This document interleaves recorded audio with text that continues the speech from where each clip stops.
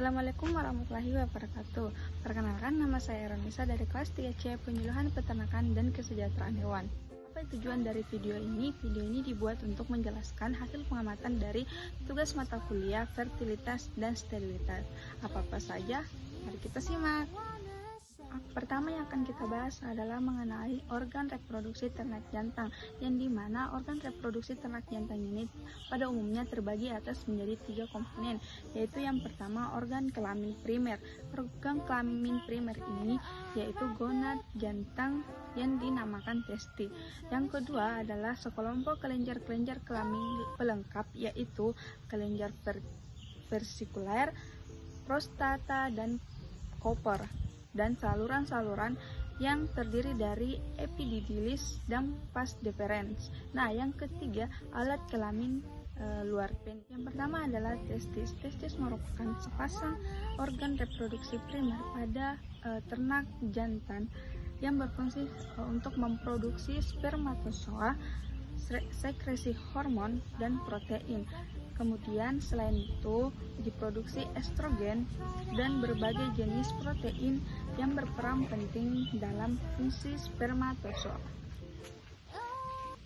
Yang kedua adalah epididymis. Epididymis merupakan saluran eksternal pertama dari testis dan menyatu ke permukaan testis, serta terbungkus dalam tunika dengan testis yang mempunyai 4 fungsi utama, yaitu transportasi, konsentrasi semen, naturalisasi, dan penyimpanan spermatozoa. Kemudian epididymis juga dibagi menjadi 4 bagian, yaitu caput atau kepala, epididymis, cauda atau ekor, epididymis, dan korpus atau badan epididymis adalah ductus deferens. Ductus deferens merupakan saluran yang menghubungkan kandungan epididymis dan utera.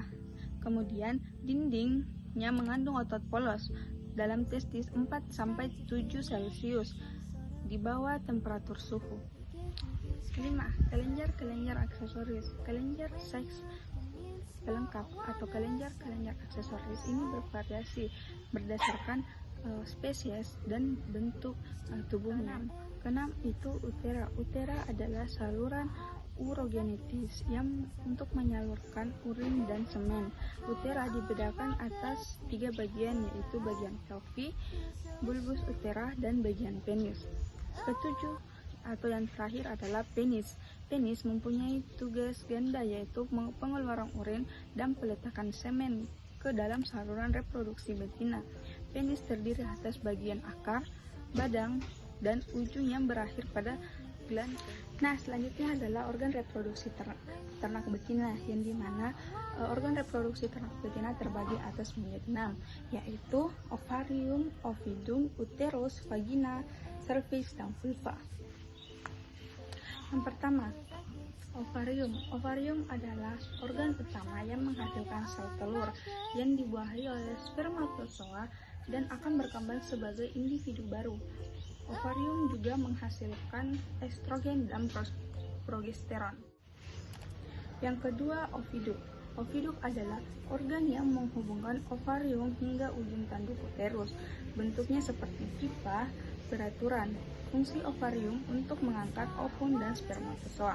Nah, di tempat ini akan terjadi pembuahan dan pertama kali terjadi pembelahan sel pada embrio. Ketiga adalah uterus. Uterus adalah organ muskuler yang merupakan lanjutan dari oviduk dan berakhir pada suatu muara pada vagina di kaudal.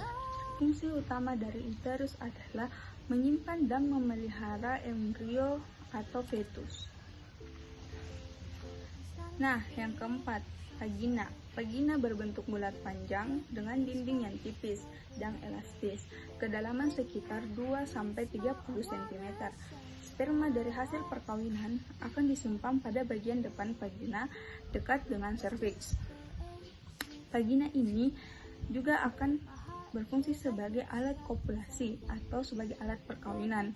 Vagina juga akan menghasilkan lendir yang dapat digunakan untuk mengetahui ada tidaknya masa birahi atau estrus pada betina. Nah, yang kelima, serviks. Serviks merupakan saluran reproduksi betina yang terletak pada bagian depan perbatasan dengan bagian uterus dan bagian belakang menunjuk pada vagina. Serviks memiliki fungsi mengkontaminasi mikroorganisme di dalam uterus. Fungsi lainnya adalah sebagai media tampungan sperma dari proses perkawinan secara alami. Yang keenam, vulva.